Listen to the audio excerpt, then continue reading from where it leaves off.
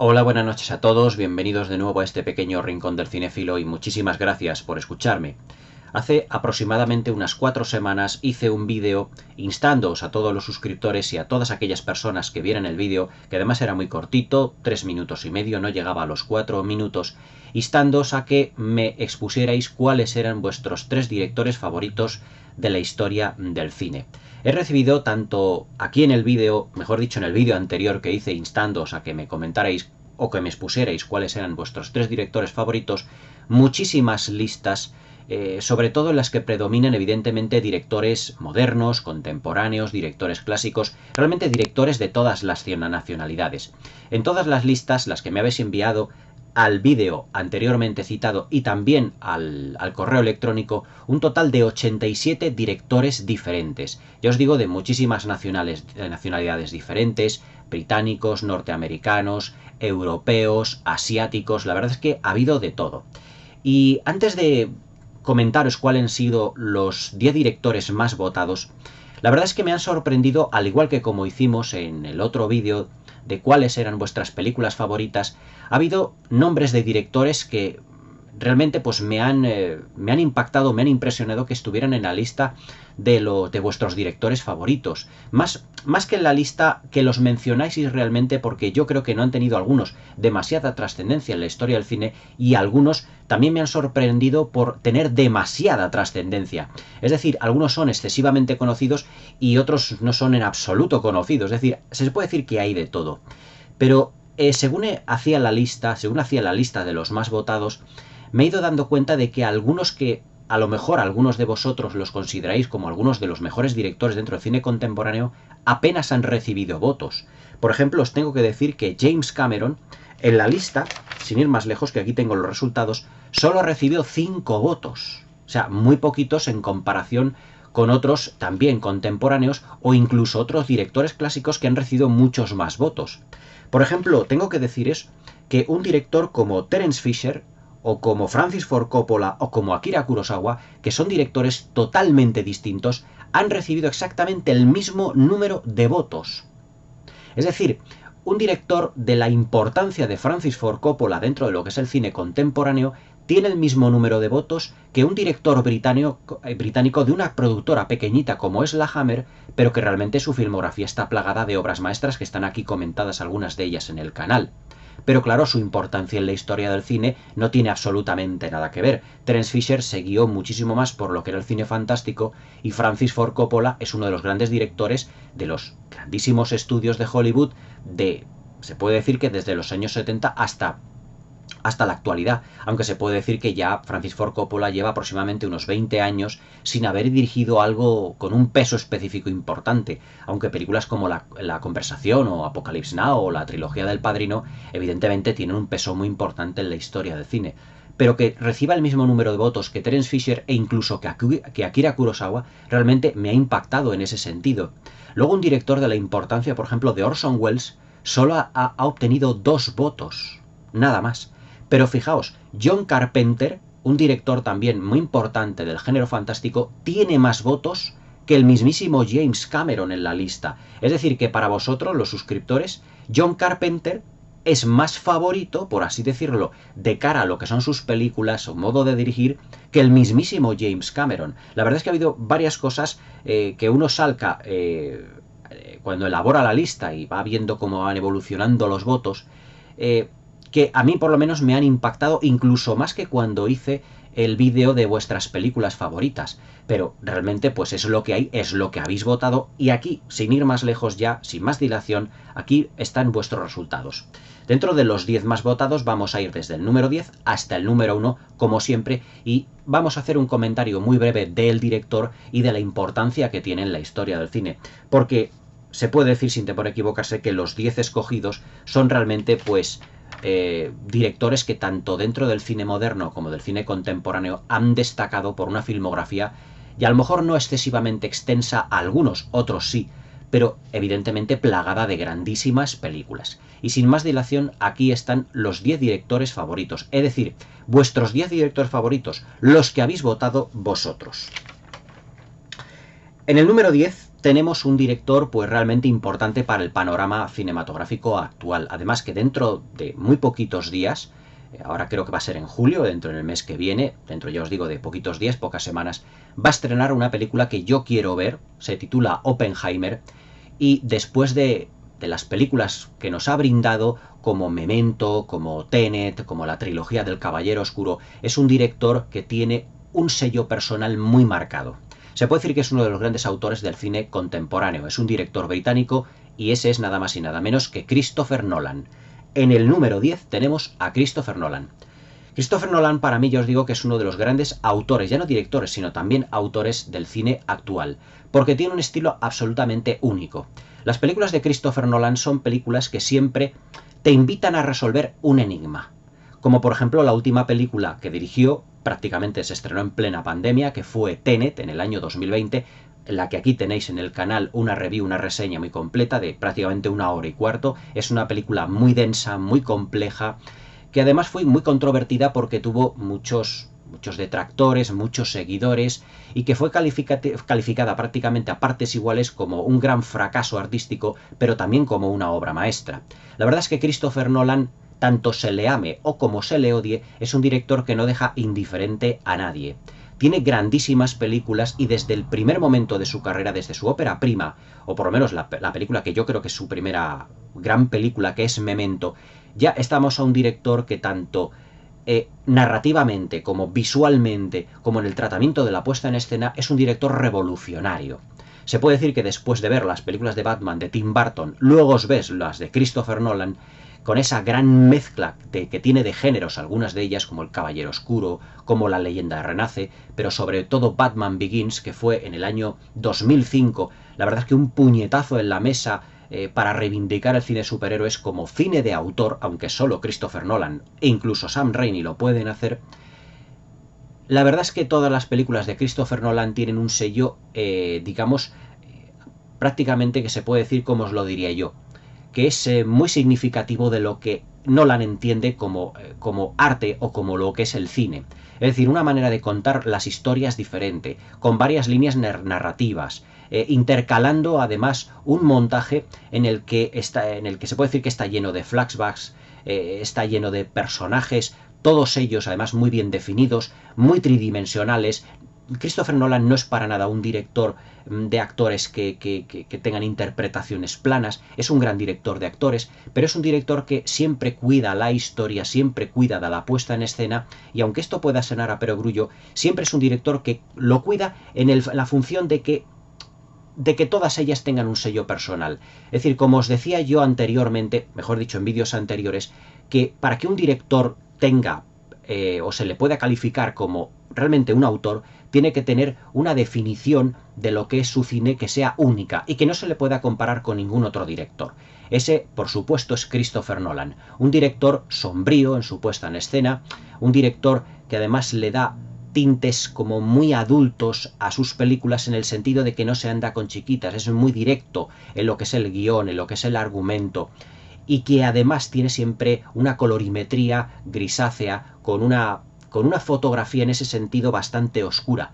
Pero es que los personajes de las películas de Christopher Nolan no son personajes al uso, todos ellos son personajes llevados al límite, que tienen algunos recovecos psicológicos difíciles de poder ver, personajes como por ejemplo el de Leonardo DiCaprio en Origen, que tenía ese trauma de haber perdido a su mujer, pero que luego se involucra en un proyecto realmente importantísimo, que es ese proyecto en donde uno va y puede ir penetrando en los sueños de cada uno de ellos, en las mentes de otros personajes, aportando líneas narrativas dentro del argumento de la película.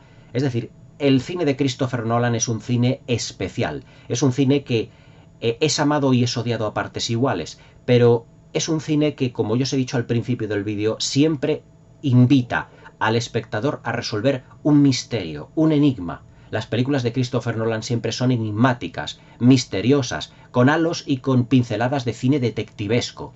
Realmente Christopher Nolan es uno de los grandes directores del cine actual y además siempre con un uso del sonido y de la banda sonora realmente impactante. Muchas veces con un discurso incluso científico un tanto sesgado, pero siempre fascinante. Películas como Interstellar, películas como las mencionadas Tenet, como Memento, como el truco final, el Prestigio, con esa sorpresa final que tenemos después de un caudaloso desarrollo de las películas. La verdad es que Christopher Nolan es un director que a mí no me ha pillado por sorpresa que estuviera en la lista, porque sinceramente es uno de los directores más importantes de lo que es el panorama cinematográfico actual, y uno de los grandes salvadores del cine, sin lugar a dudas. En el número 10, Christopher Nolan. En el número 9 tenemos a nuestro primer director clásico. ¿Qué puedo decir de este director que a lo mejor ya no sepáis o que el gran público no sepa? Para mí es uno de los mejores directores de todos los tiempos. Perdonad que no os he dicho el número de votos con el que tenía Christopher Nolan, son 10 votos. Y el segundo, con 12 votos, ya os digo, es uno de los grandes directores del cine de todos los tiempos. Grandísimo dramaturgo, grandísimo guionista. Para mí, mejor guionista que director, pero aún así, como director es absolutamente impecable. En el número 9 y con 12 votos tenemos al incombustible Billy Wilder. Además que Billy Wilder es uno de los directores que yo os propuse en las últimas votaciones para hablar dentro de la sección de grandes directores, y después de Clint Eastwood se puede decir que es el que más me habéis mencionado. O sea que en el próximo vídeo de la sección de grandes directores os contaré más sobre este maravilloso director vienés, austriaco, afincado en Estados Unidos, pero que realmente tiene y que hacía un cine absolutamente sin igual. Billy Wilder fue un director que realmente trastocó el cine de Hollywood, además siendo no solo director y guionista, sino además siendo un director que tenía una puesta en escena, incluso me atrevería a decir que un tanto teatral, pero que realmente dentro de lo que era su cine siempre él acoplaba o siempre él metía como pinceladas de crítica social. Además también retratos de lo que era la sociedad, retratos de la industria del cine, retratos de las vidas en las grandes ciudades, dentro de sus comedias incluso muy ácidas. Era un humor muy incisivo el que tenía Billy Wilder. Películas como La vida privada de Sherlock Holmes, El apartamento, que es para mí una de las mejores películas de la historia del cine, con sin duda el mejor guión que se ha escrito para la gran pantalla, con interpretaciones prodigiosas de Jack Lemmon, de Shirley MacLaine, de Fred MacMurray. Jack Lemmon fue durante unos cuantos años su actor fetiche. Una gran película que también hizo Billy Wilder fue en 1972, una película titulada, su título original era Avanti, pero que lo titulamos aquí en España, ¿Qué ocurrió entre mi padre y tu madre? O entre tu madre y mi padre, no, creo que era Entre mi padre y tu madre aproximadamente. Un título realmente, tanto, si me lo permitís, bastante absurdo. Lo que quiero es decir que es que Billy Wilder realmente era un director que le daba muchísimo énfasis al guión. No era un director, por ejemplo, de rasgos técnicos, como sí, por ejemplo, lo es Christopher Nolan, que cuida mucho el montaje, la fotografía, la puesta en escena. En ese sentido, Billy Wilder es totalmente opuesto. También cuida esos elementos, pero digamos que los deja, no vamos a decir al azar. Pero lo que hace mucho más hincapié Billy Wilder, por ejemplo, es en los diálogos, tan incisivos, pero sobre todo llenos de sarcasmo, llenos de ironía. Películas, por ejemplo, como 1, 2, 3, protagonizada por James Cagney y por el actor alemán Horst Bullshock, donde se exponen de una manera muy cómica pues dos ideales tan contrapuestos como son el capitalismo y el comunismo, simbolizados por, ya os digo, por los actores James Cagney y Horst Bullshock, respectivamente, en una comedia de tintes políticos absolutamente deliciosa, pero también tiene títulos memorables como El crepúsculo de los dioses y sobre todo Perdición, una de las grandes obras maestras del cine negro, que yo comentaré aquí en el canal porque, lo siento, no la tengo comentada, y es una película absolutamente maravillosa en todos los sentidos. Grandísimas comedias como La tentación vive arriba, como Con faldas y a lo loco, quien no recuerda a Marilyn Monroe, junto a Tony Curtis y a Jack Lemmon, de nuevo Jack Lemmon, junto con El apartamento y Avanti, como uno de los grandes actores fetiche, el actor fetiche de Billy Wilder. Un director que cuidaba, ya os digo, los guiones, que cuidaba las interpretaciones de los actores, era un grandísimo director de actores, pero sobre todo era un director que fundía o que sabía fundir incluso una puesta en escena, ya os digo, un tanto teatral, pero totalmente cinematográfica. Sabía disimular muchísimo, porque como Por ejemplo, películas como El apartamento podría haberse llevado al teatro perfectamente, pero es una película que también, al igual que muchas de sus films, de muchas de sus películas, El apartamento es una película que también tiene tintes de crítica social respecto a, digamos, a la fotografía que hace de la sociedad estadounidense de los años 60.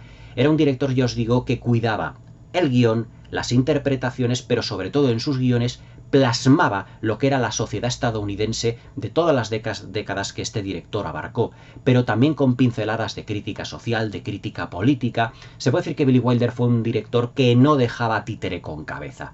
Ya en el próximo vídeo de grandes directores ya os hablaré de este genio Bienes, que realmente yo le considero uno de los más grandes directores de todos los tiempos. No os perdáis la filmografía de Billy Wilder porque está llena de títulos absolutamente memorables.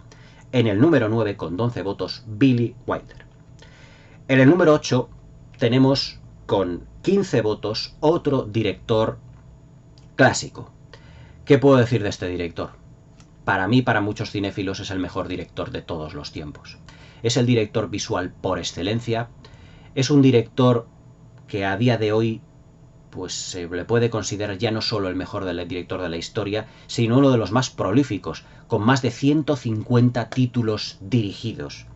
Prácticamente, pues él se puede decir que cambió la historia del cine, sobre todo del género del western, realizando películas mudas de los que aprendió, del cine mudo del que aprendió, un estilo visual absolutamente pues inigualable. Este director tiene una economía narrativa que es capaz de contar una historia en un solo plano. Es decir, tenía una técnica tan depurada que es absolutamente inigualable. En el número 8, seguramente ya lo habréis adivinado, el inigualable John Ford. John Ford pues es para mí pues uno de los grandes artistas del siglo XX o de cualquier siglo. Si realmente el cine es arte, John Ford se puede decir que es su mayor embajador sin ningún género de dudas. ¿Quién puede dudar de la calidad de películas como Las uvas de la ira, Qué verde era mi valle, El hombre tranquilo, Pasión de los fuertes, Centauros del desierto, Ford Apache, El gran combate, Dos cabalgan juntos, El hombre que mató a Liberty Balance, Siete mujeres, que fue su última película, Río Grande, La legión invencible? Es decir, es que la filmografía de John Ford está plagadísima de grandísimos títulos, y además era un director que, ya os digo, es el director visual por excelencia de la historia del cine. Tiene un estilo visual que nadie ha conseguido realmente imitar o incluso igualar. Yo diría que incluso el propio Steven Spielberg es el gran sustituto de John Ford.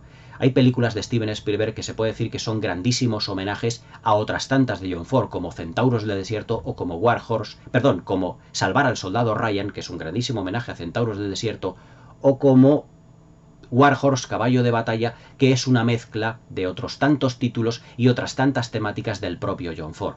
Se puede decir que Steven Spielberg es el gran director fordiano del siglo XX, mejor dicho, de finales del siglo XX y del siglo XXI.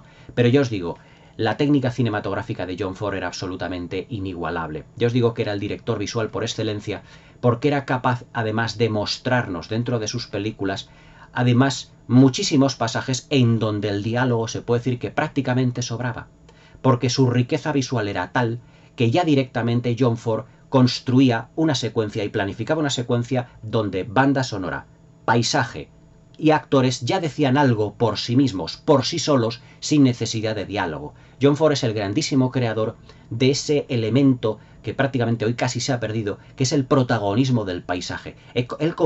John Ford convirtió los grandes paisajes de Estados Unidos, evidentemente el Monument Valley es el más importante de todos ellos dentro de su filmografía, como un protagonista más. En películas como Centauros del desierto, el Monument Valley fue importantísimo, pero también fue un gran renovador del género western cuando prácticamente en los años 30 estaba de capa caída. En el 1939 filma La diligencia y cambia el western por completo, sobre todo la manera de filmarlo, la manera que tiene de tratar los personajes. John Ford es el creador del western crepuscular, con esa obra maestra del 62 que es El hombre que mató a Liberty Balance, en el que unos personajes llegan realmente a un pueblecito para cambiarlo todo por completo. El personaje de James Stewart, ese abogado que termina enamorándose, quitándole la novia. Realmente al personaje de John Wayne, de Tom Donovan, y que con ello trae las leyes al lejano oeste, trae las leyes destruyendo todo aquello que lo que el western había sido, o el lejano oeste había sido hasta entonces, personificado ese tradicionalismo en la figura de Lee Marvin. Para más señas tenéis aquí comentada El hombre que mató a Liberty Balance aquí en el canal. Pero es que John Ford fue el creador de muchas cosas, fue el creador de una narrativa con un grado de pulimento absolutamente perfecto, con una imagen, con una fotografía, con un uso del paisaje y sobre todo con un tratamiento de personajes donde las emociones y los sentimientos cobran gran protagonismo. Películas como Qué verde era mi valle era emoción absolutamente latente durante todos los minutos de metraje que tiene. John Ford, ¿qué más se puede decir con él? De él, mejor dicho. Tenéis un especial de John Ford aquí en el canal porque es un director que yo tenía que hablar sí o sí de él. La verdad es que John Ford es el más grande director de todos los tiempos, y a día de hoy totalmente insuperable, solo igualado por el más grande de los contemporáneos, que es Steven Spielberg. En el número 8, con 15 votos, John Ford. En el número 7, con 16 votos, un director que yo no me esperaba que entrase dentro de lo que era esta lista, sinceramente. Pero bueno, hay que reconocer que tiene títulos este director que también son realmente extraordinarios. Tiene unas películas que no me convencen del todo y hay otras que son absolutas maravillas. Yo le considero uno de los grandes autores del cine moderno, un enfant terrible, como se suele decir, para todas las productoras, pero con un estilo absolutamente único, descacharrante, yo diría que descarado, pero muy fascinante en muchos de sus títulos. Y es mejor, le pasa igual que a Billy Wilder, es mejor guionista que director. En el número 7, con 16 votos, vamos a decir, el locuelo, el loco casi, Quentin Tarantino. Quentin Tarantino, para mí, yo os tengo que decir que no es santo de mi devoción. No es un director que me vuelva loco, pero también tengo que deciros que, desde un punto de vista objetivo, es un director con una valía impresionante. Y sobre todo es capaz de convertir diálogos cargados a lo mejor de palabras chuscas, de dichos que ya están a lo mejor muy oídos, evidentemente traducidos muchas veces al castellano de lo que es de su equivalente en la lengua inglesa. En diálogos con muchísima personalidad, pero cargados de solemnidad. Yo no he visto prácticamente ningún director en la historia del cine que pueda, en el que los personajes estén constantemente hablando, incluso a lo mejor diálogos en secuencias que tampoco tienen o que no aportan excesivamente a la película, pero que de todos esos diálogos sacas algo en concreto. Quentin Tarantino tiene digamos, la cualidad, la extraordinaria cualidad de hacer solemne lo que jamás podría ser solemne, de dar significado a unas palabras que a lo mejor no les podemos sacar, incluso, ¿cómo os diría yo? No les podemos sacar demasiado significado en el sentido de que parece que no nos va a decir nada, pero que nos dicen todo. O sea, Quentin Tarantino también es un gran creador de imágenes, todo hay que decirlo. Por ejemplo, una película suya como Pulp Fiction o como la primera parte de Kill Bill, son películas que son eminentemente visuales, pero hay que destacar sobre todo esos diálogos que parecen sacados de un cómic, con palabras o incluso con tacos, con palabrotas absurdas, pero que él les da, digamos, un grado de solemnidad, de significado, incluso de trasfondo, que otros directores, incluso que a lo mejor han tratado de imitarle, no lo consiguen hacer. Y además, otro de los grandes puntos fuertes que tiene Quentin Tarantino es que es un director no solo de diálogo, sino que es un director de montaje. Porque todas sus películas, sean más cortas o sean más largas, su ritmo es absolutamente homogéneo durante toda la producción. El ritmo interno de las secuencias condicionada por los diálogos, el ritmo mismo de los diálogos. Ver, por ejemplo, hablar no voy a decir a Quentin Tarantino, ver por ejemplo a Samuel L. Jackson y a John Travolta en Pulp Fiction con esos diálogos tan chuscos que tienen, tan graciosos, pero tan cargados de ironía, incluso de sarcasmo, es un gran deleite para los cinéfilos, todo hay que decirlo. Luego también es un director que también se apoya en los clásicos, aunque él a veces lo niegue. Ya no solo de Sergio Leone, que él es un gran admirador de Leone. Cuando Quentin Tarantino dice, hacedme un Sergio Leone, quiere decir que le hagan un primer plano de los ojos de los personajes. Por ejemplo, sin ir más lejos, los ojos de Leonardo DiCaprio en Django desencadenado, con esa mirada y con esa interpretación tan exacerbada que tiene su personaje. pero también es un director que cuida muchísimo todos los momentos cumbre de su película para que estén cargados de dramatismo, e incluso en aquellas secuencias donde no parece que hay humor, de repente Quentin Tarantino saca el humor de una manera muy inesperada. En Pulp Fiction, por ejemplo, cuando Uma Thurman ha tenido pues todo ese capítulo donde se ha drogado, donde le han tenido que incluso que resucitar, cuando dice Jack Vincennes, mejor dicho, sí, el personaje de John Travolta, cuando se va de su casa y dice, ahora me voy a ir a mi casa y me va a dar un infarto. Es decir, Quentin Tarantino es capaz de una situación muy dramática sacar una pincelada humorística para que en ese momento descargues risa, como descargando un poco de su tensión, realmente de la tensión que te ha provocado su película. En Los Odiosos 8 también, por ejemplo, nos dio una muestra de la magnificencia visual que es posible, incluso Tarantino cuando filma en 70 milímetros. Los Odiosos 8 es una película que yo comentaré aquí dentro de no mucho tiempo en el canal. Se puede decir de Quentin Tarantino, la verdad, que muchísimas cosas. Ya os digo, no es santo de mi devoción, pero tengo que reconocer que Quentin Tarantino, por sus diálogos, por sus salidas de pata de banco, por sus personajes un tanto caricaturescos, como salidos a veces de un cómic, realmente es un director de hoy en día a tener muy en cuenta. Una pena que no le hayan dado todavía un Oscar al mejor director. Lo tiene como guionista por Pulp Fiction, pero yo creo que su filmografía no excesivamente abundante. Creo que Quentin Tarantino lleva como 9 títulos, dice que al 10º título él se va a retirar, esperemos que no, pero yo creo que Quentin Tarantino tiene que seguir dándonos grandes películas porque yo creo que ha nacido realmente para el cine. En el número 7, con 16 votos, Quentin Tarantino. En el número 6, con 17 votos, uno más que Tarantino, han estado ahí. Un director del que yo hablé pues relativamente hace muy poquito aquí en el canal, que es Clint Eastwood. Clint Eastwood es el último director, o uno de los últimos directores, como ya os dije en aquel vídeo, que filman al estilo clásico, es decir, cuyas películas tienen, digamos, una presentación de personajes, un nudo y un desenlace realmente dentro de una narrativa que él aprendió de los grandes clásicos como John Ford, sobre todo a la hora de dirigir un westerns como por ejemplo El Fuera de la Ley, Infierno de Cobardes, El Jinete Pálido, pero que también ha estado influenciado por otros dos grandes directores, como os comenté en aquel vídeo, como Sergio Leone o como Don Siegel, de lo que aprendió absolutamente todo. Se influenció de John Ford, pero donde él aprendió cine realmente fue de Sergio Leone, en el que le dirigió en la trilogía del dólar, y de Don Siegel, que le dirigió en la primera película de Harry el Sucio, madre mía, de Harry el Sucio. Y es un director también que, además de aprender, digamos, el oficio de Sergio Leone y de Don Siegel, es un director que también se ha fijado mucho en los clásicos desde el punto de vista de plasmar situaciones emocionales dentro de lo que es su filmografía, plagada además de grandísimas películas que todos evidentemente ya conocemos.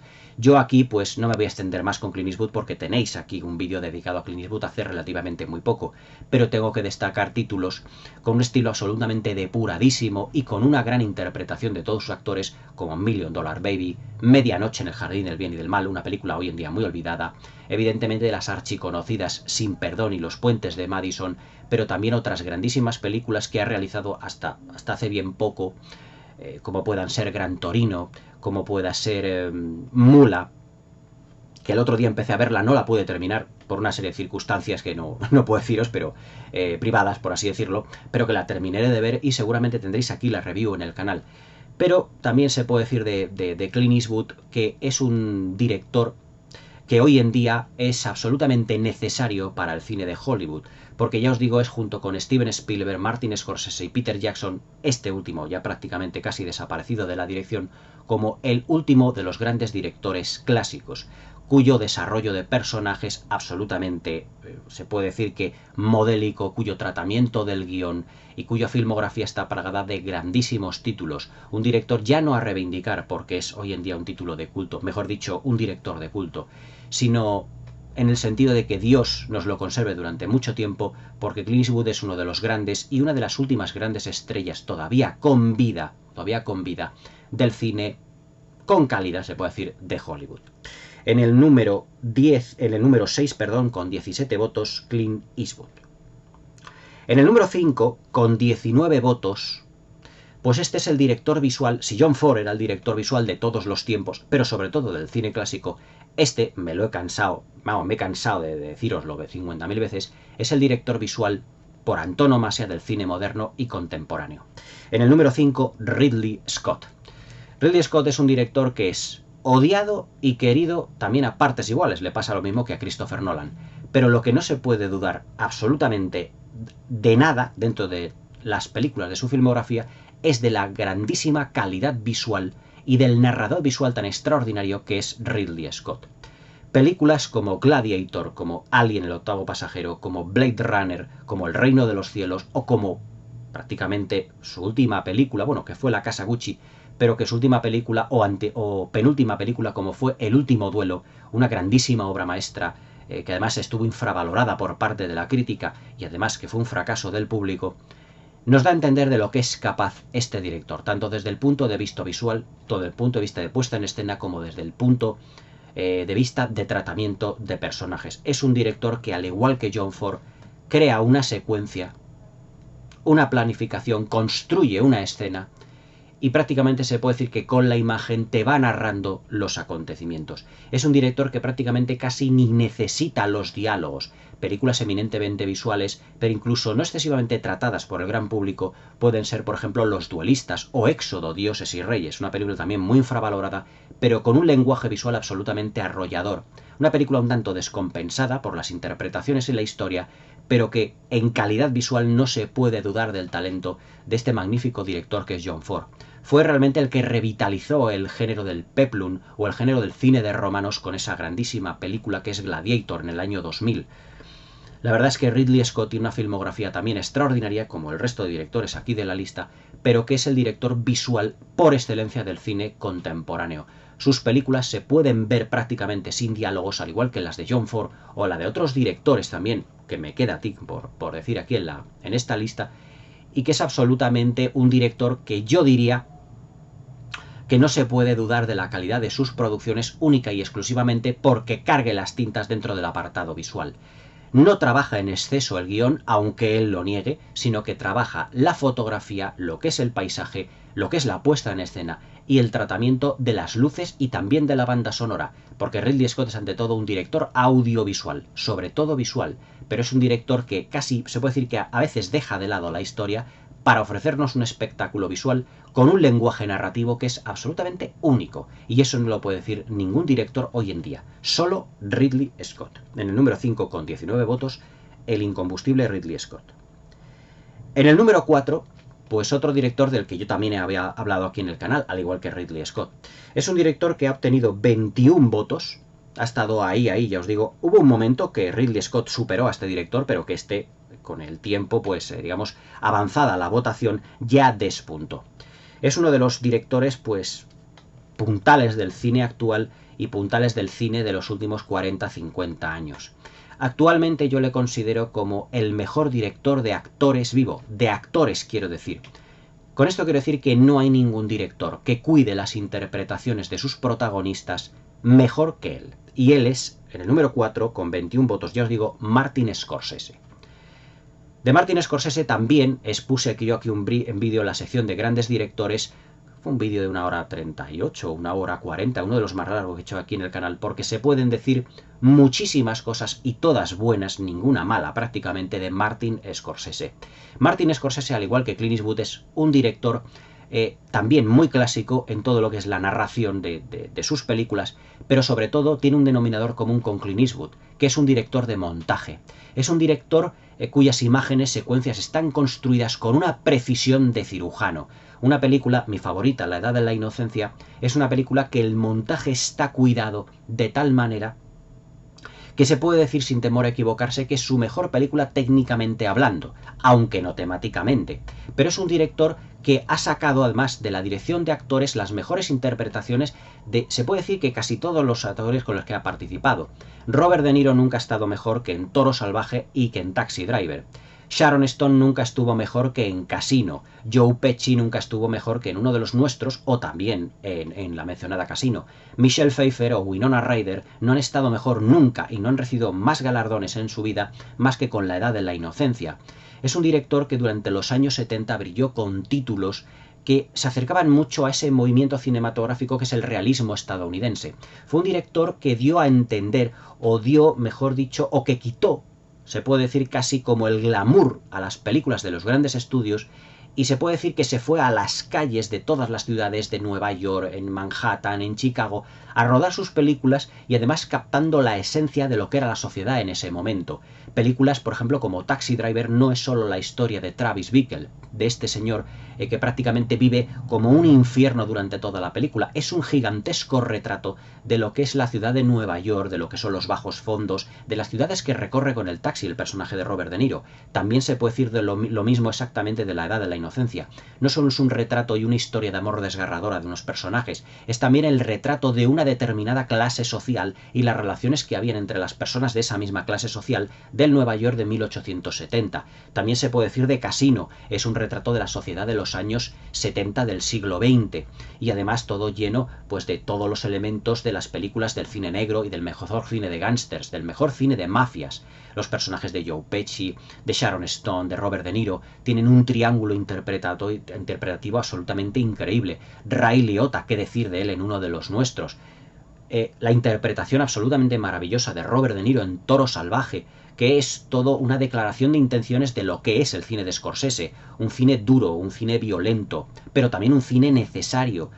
Es un cine que no se anda con chiquitas en el sentido de mostrarnos una sociedad tal y como es.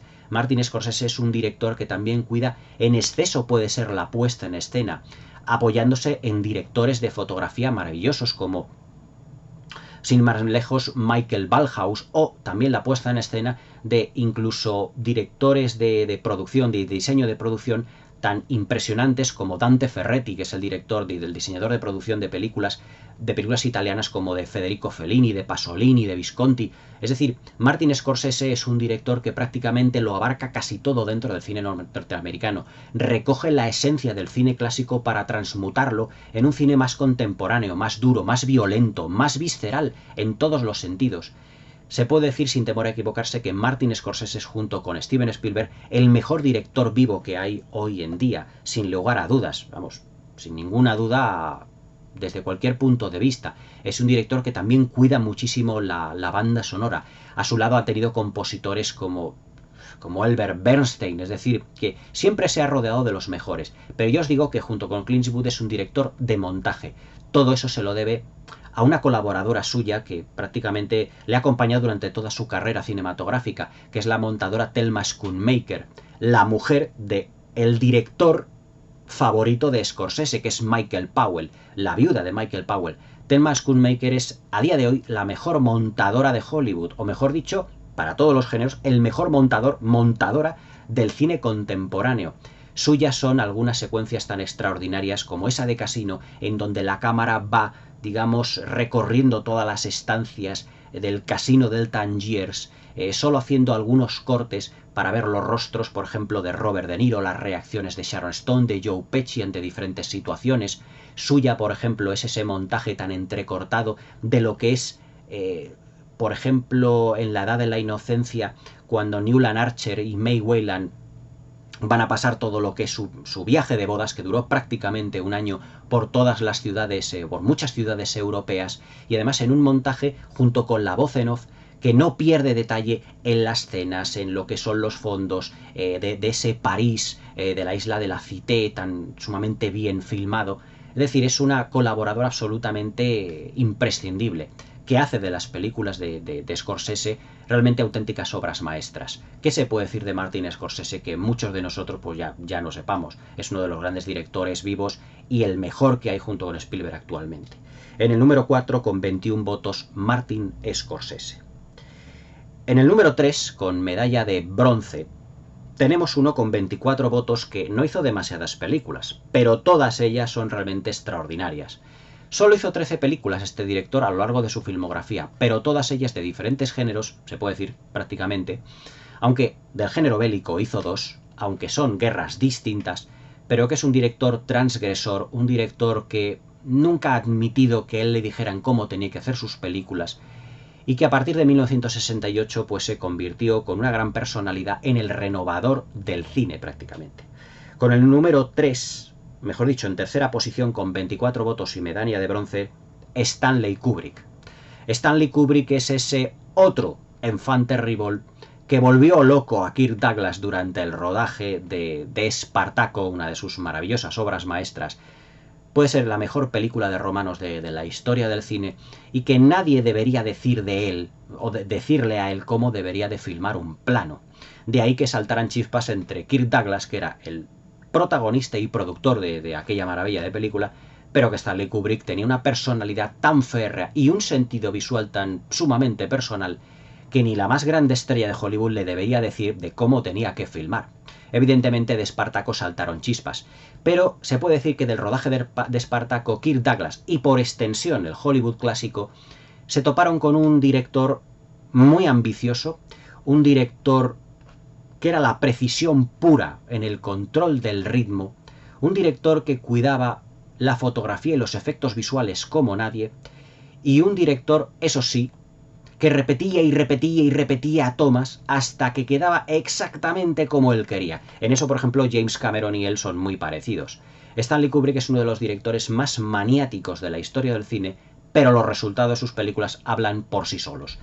¿Qué os puedo decir de 2001 Odisea del espacio, La naranja mecánica, Lolita, Teléfono rojo, Espartaco, Senderos de Gloria, La chaqueta metálica, Eyes Wide Shut? Es decir, todas son películas que, gusten más o gusten menos, tienen una calidad absolutamente brutal. Es un director que, yo os digo, repite muchos las secuencias hasta que él ve que ha quedado como él le gusta, pero también es un director capaz de llegar al extremo hasta sus actores, porque es uno de los directores más odiados, mejor dicho, es uno de los directores más odiados por sus actores. A Tom Cruise, yo creo que esto lo he contado varias veces, a Tom Cruise le salió una úlcera en el estómago durante el rodaje de Eyes Wide Shut, porque perdió por completo los nervios, como también los perdió Shelley Duvall durante el rodaje de El Resplandor. Se puede decir que Stanley Kubrick la trató, pues prácticamente se puede decir que a patadas. También a Jack Nicholson, que tuvo varias crisis de nervios durante el rodaje del Resplandor. Pero hasta que no salía la secuencia como él quería, Stanley Kubrick no paraba. Pero claro, el resultado siempre era absolutamente maravilloso. Se puede decir que Malcolm McDowell casi se metió en las drogas por culpa de Stanley Kubrick. Me río por no llorar, porque evidentemente no es una broma. Pero se puede decir que Stanley Kubrick ha llevado siempre a sus actores al extremo. Ahora, sus películas siempre han tenido una carga crítica, una carga técnica. Se puede decir que Stanley Kubrick es uno de los grandes directores técnicos de la industria del cine, ganador más que un merecido Oscar por los efectos visuales de 2001 Odisea del espacio, pero que tendría que haber ganado un Oscar al mejor director por otros tantos proyectos que son maravillosos, como por ejemplo Senderos de Gloria, que yo creo que es una de las mejores películas de guerra de todos los tiempos, y sin duda la tercera o cuarta mejor película de su filmografía. Otra película donde también con Kirk Douglas tuvo sus más y sus menos. Pero hay que reconocer que si algo no le faltaba a Stanley Kubrick era talento, y eso lo tenía a raudales. ¿Qué os voy a decir de un genio del cine como Stanley Kubrick? En el número 3 y medalla de bronce con 24 votos, Stanley Kubrick. En el número 2, medalla de plata con 32 votos, pues junto con John Ford. Si John Ford es el mejor director de la historia del cine, este señor, que es otro grandísimo artista, es el mejor realizador de todos los tiempos. Se le conoce como el maestro del suspense, pero lo dominaba todo. El suspense, el terror, rasgos de comedia ácida, muy crítica, pero sobre todo una narrativa depuradísima, basada en un tratamiento de la imagen único. Un tratamiento de la imagen que tiene mucho de voyeur, como aquí decimos en España, de mirón. Pero es que hay muchas de sus películas que son directamente como si fueran de mirones. Vértigo, Psicosis, La ventana indiscreta es la película de la vieja al visillo, se puede decir. Evidentemente os estoy hablando de Alfred Hitchcock, con 32 votos y medalla de plata a Alfred Hitchcock. ¿Qué podemos decir de Alfred Hitchcock? Que también yo tengo aquí un vídeo de grandes directores. Todos los favoritos que os estoy poniendo, que habéis votado, están prácticamente aquí ya en la sección de grandes directores. Alfred Hitchcock es ese otro director que, al igual que John Ford, tiene una técnica visual muy depurada. Ese director que a sus actores durante los rodajes lo que hacía eran ponerles películas mudas, para que se dieran cuenta de la manera que él tenía de filmar a sus películas, y además con un tratamiento visual en donde él Su cámara es como el propio ojo ya no del espectador, sino también del director. Su cámara es como un espía, es decir, su cámara es como una agencia de espionaje en las películas de Alfred Hitchcock. Sin ir más lejos, yo os digo, en La ventana indiscreta, en donde la cámara se va moviendo piso a piso por aquella comunidad de vecinos, prácticamente cotilleando lo que estaban haciendo. Pero ese cotilleo se puede decir que da rienda suelta al personaje James Stewart para, dentro de la narrativa de la película, resolver prácticamente un misterio, resolver un asesinato, se puede decir. Alfred Hitchcock es ese director que puso o que contrató a una gran estrella como Janet Leigh para matarla prácticamente a la media hora de película. O sea, nadie se atrevió en Hollywood a hacer eso. Pero él lo hizo. Y contrató a Janet Leigh, a la gran estrella de una película, para mostrarnos un film en el que parecía que Janet Leigh había robado dinero, para luego mostrarnos el retrato de un psico-killer, uno de los grandes psico-killers de la historia del cine, que fue Norman Bates. Alfred Hitchcock es ese director en el que sus películas empiezan de una manera y terminan de otra. Psicosis es una película, ya os digo, que aparece o comienza en una escena de cama con dos amantes, Janet Leigh y John Gavin, y luego directamente al final de la misma vemos el retrato de un psicópata que es Norman Bates, interpretado por Anthony Perkins. Es decir, es totalmente distinto. Tiene un desarrollo completamente inesperado, impredecible, pero sobre todo con esa cámara que parece la mirada de un fisgón, de un voyeur, que lo analiza absolutamente todo. Suyos son algunos de los finales más increíbles de la historia del cine, como el final de Los pájaros, donde la calidad y el lenguaje narrativo que tiene Alfred Hitchcock es único e inimitable. Ese Rod Taylor, Jessica Tandy y Tippi Hedren, que van poco a poco abriéndose camino entre las gaviotas y los pájaros de ese chalet que ha quedado prácticamente, parcialmente derruido por el ataque de las gaviotas, y cómo prácticamente se meten dentro del coche de una manera muy silenciosa y van alejándose en el horizonte en el que todo el pueblo, toda la playa está plagada de pájaros sin que sepamos el origen del ataque de los mismos. Pero es el ejemplo de un gran final narrado visualmente sin diálogos, de una manera en la que Alfred Hitchcock domina el lenguaje visual. Alfred Hitchcock, al igual que John Ford, que Howard Hawks, que Cecil B. DeMille, que Raoul Walsh, fue un director que se forjó en el cine mudo y que sabía tratar las películas visualmente, evidentemente aportando con el argumento una carga de diálogos importante en la trama, pero eran películas en el que se puede decir que empezaban y terminaban con un tratamiento de la imagen absolutamente imprescindible para comprender lo que Hitchcock nos quería decir. Alfred Hitchcock es uno de los grandes artistas del siglo XX, sin ningún género de dudas. Ya os digo, con 32 votos en segunda posición y medalla de plata, para vuestros gustos, el genial Alfred Hitchcock. Y en primer lugar, medalla de oro, el director que más habéis votado con 39 votos, pues el director, mi director favorito y vuestro director favorito, digamos, por amplia mayoría. ¿Qué podemos decir que no sepamos ya de Steven Spielberg? El otro día, con motivo de Steven Spielberg, tenéis aquí un vídeo que yo creo que es el más largo que he hecho del canal. Prácticamente 1 hora 59, 2 horas. Y yo creo que me quedé corto, porque en aquel vídeo, si mal no recuerdo, desarrollé todo su estilo, todas sus grandes virtudes, algún defecto también, de todo lo que fue la primera parte de su filmografía, de las películas de los 70, de los 80, algunas de los 90, pero dentro del siglo XXI se me quedó comentar, por lo menos así, un poco más por encima, también maravillosas películas como War Horse, Caballo de Batalla, como El Puente de los Espías, como Lincoln, que son absolutas maravillas también de films. Es que Steven Spielberg es a día de hoy pues el mejor director que hay vivo, junto con Martin Scorsese, y es un director que lo abarca todo. No es un director excesivamente visual, no narra creando imágenes como Hitchcock, como John Ford o como Ridley Scott, pero es un director que tiene un algo especial, y ese algo especial es que hace historias profundamente humanas, cargadas de personajes que se mueven por emociones y sus sentimientos, y eso es lo que realmente le hermana con John Ford. Steven Spielberg hoy ha creado ya una técnica narrativa tan depurada y tan perfecta que se puede decir que puede imitar cualquier estilo. War Horse, Caballo de Batalla sería hoy en día la película que podría filmar, sin exagerar ni lo más mínimo, John Ford. Es decir, es una película completamente fordiana, pero es capaz de igualar en calidad, incluso superar en algunos aspectos, a grandísimos clásicos como West Side Story. Yo pensaba que la versión de Spielberg de West Side Story pues no iba a llegar a la altura de la de Jerome Robbins y de la de Robert Wise. Yo digo, se va a meter Spielberg con un monstruo realmente, y con uno de los grandes buques insignia del musical Metro, y eso que es ya hablar mucho. Pero es que realmente Spielberg se puede decir que iguala la obra maestra de Robert Wise, incluso en algunos puntos la supera. Eso nos da una idea del talento tan inmenso de Steven Spielberg. Steven Spielberg es ese director que a día de hoy puede imitar cualquier estilo de otro director suyo y hacerlo suyo. Directamente Steven Spielberg puede imitar al mejor, a John Ford, a Robert Wise, incluso a otros tantos si se lo propusiera.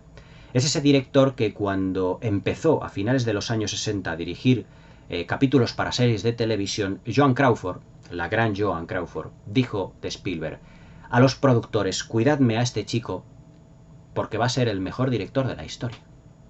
Y la verdad es que no se alejó mucho lo que dijo de la realidad. El otro día, como os estuve diciendo, he estado viendo, porque dentro de nada se estrena la quinta de Indiana Jones, que no está dirigida por Steven Spielberg, no hemos tenido ese placer, una lástima. Pero estaba viendo, pues hará como 3 semanas En busca del arca perdida, y hace como 4 días, sí, 4 noches vi Indiana Jones y el templo maldito. Son de esas películas que cuando terminas de verlas dices, por un lado me lo he pasado en grande. O sea, es una montaña rusa de secuencias increíbles. Desde el tiroteo en el club Obi-Wan, evidentemente con un homenaje a la Guerra de las Galaxias de su amigo George Lucas, pasando de la manera en que llegan a la India, ese templo de Bangkok, toda la secuencia de las vagonetas, del puente colgante, de la cena de todos esos bichos que comen, con una insuperable Kate Capshaw, muy cómica en todo momento. Es decir, pero también terminas de ver Indiana Jones y el templo maldito. Por un lado te lo has pasado en grande, pero por otro lado me dieron ganas de llorar. Sinceramente me dieron ganas de llorar, porque yo sé que una película así no vamos a volver a ver nunca más en la historia del cine. La quinta de Indiana Jones está recibiendo críticas muy malas, terribles. Yo cuando la vea, tendréis aquí la crítica en el canal, pero es una película que tendría que haber dirigido Steven Spielberg. Indiana Jones yo creo que es una de las criaturas de Steven Spielberg. Es una lástima realmente que Spielberg no haya sido involucrado en el sentido de dirección, que no haya sido el director de la quinta de Indiana Jones, vamos. Veremos qué es lo que ha hecho James Mangold, pero lo que quiero decir es que incluso El reino de la calavera de cristal, tan denostada por muchos, pero yo creo que es una delicia de película, no está a la altura de la trilogía original, evidentemente, pero yo creo que es una delicia de película. Sigue siendo una película que lleva el sello Spielberg. O sea, lleva el sello Spielberg porque Spielberg sabe cómo tratar a Indiana Jones, sabe cómo dirigirle, pero también esa película tiene esas pinceladas del cine de los 80 y de los 70 que prácticamente marcaron una época. Digamos, esa solemnidad incluso llevada a extremos hasta cierto punto, y fijaos que manejamos conceptos muy distintos, hasta un punto de vista incluso infantil, no infantil o de infantil, con ese sentido, digamos, del tratamiento de los personajes para todos los públicos que tiene. Pero es que Steven Spielberg es un director que a sus personajes les trata con mucho respeto, pero con mucho cariño, intentando dar incluso tintes biográficos a muchos de ellos, sin ir más lejos, evidentemente, el protagonista de los Fabelmans, pero también, evidentemente, el Elliot de E.T. el extraterrestre.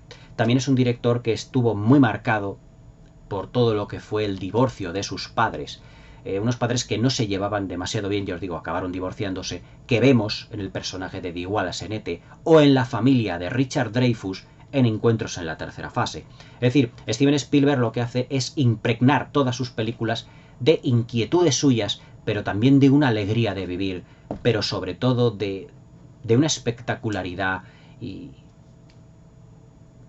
de algo especial. O sea, las películas de Steven Spielberg tienen algo especial. No vamos a empezar ahora a desgranar todos los films de Spielberg, pero es el director que a día de hoy es inimitable y único. Si hay un director especial que hoy en día Hollywood lo necesite muchísimo, pero que ha sido ninguneado en tantas galas de premios, sobre todo de su país, ese es Steven Spielberg. pero él es el más grande director del cine moderno y del cine contemporáneo, y uno de los mejores de la historia del cine, sin lugar a dudas. En el primer lugar, medalla de oro con 39 votos, Steven Spielberg. Y estos han sido vuestros directores favoritos. Del número 10 al número 1. Christopher Nolan, Billy Wilder, John Ford, Quentin Tarantino, Clint Eastwood, Ridley Scott, Martin Scorsese, Stanley Kubrick, Alfred Hitchcock y Steven Spielberg. Realmente la crème de la gran historia del cine. Evidentemente faltan otros que yo, por ejemplo, podría haber metido aquí, como Howard Hawks o como Cecil B. DeMille, que también son algunos de mis directores favoritos, Orson Welles por la importancia que tuvo, directores también de cine europeo como Ingmar Bergman, como Luchino Visconti, como Federico Fellini, o directores asiáticos evidentemente como Mizoguchi, o como Yasuhiro Ozu, o como evidentemente Akira Kurosawa. Pero estos han sido vuestros 10 directores favoritos, y todos ellos son magníficos. Muchos de ellos los tenéis aquí comentados en el canal, en especial grandes directores. Steven Spielberg, Alfred Hitchcock, Kubrick, Scorsese, Ridley Scott, Clint Eastwood, John Ford. Me quedan por comentar Tarantino, Billy Wilder y Christopher Nolan. El siguiente en la sección de grandes directores será Billy Wilder. Espero que os haya gustado lo que es este vídeo de vuestros 10 directores favoritos. Esto es lo que vosotros habéis votado.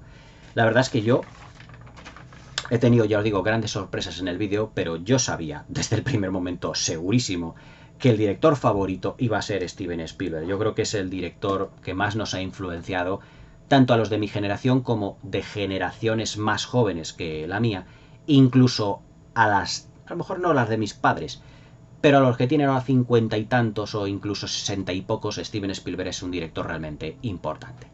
Espero que os haya gustado el vídeo, espero que me deis al like, que os suscribáis al canal y que me comentéis qué os han parecido lo que son vuestros 10 directores favoritos. Esto es lo que vosotros habéis votado. Espero que os haya gustado el vídeo, que paséis una buena velada y hasta mañana.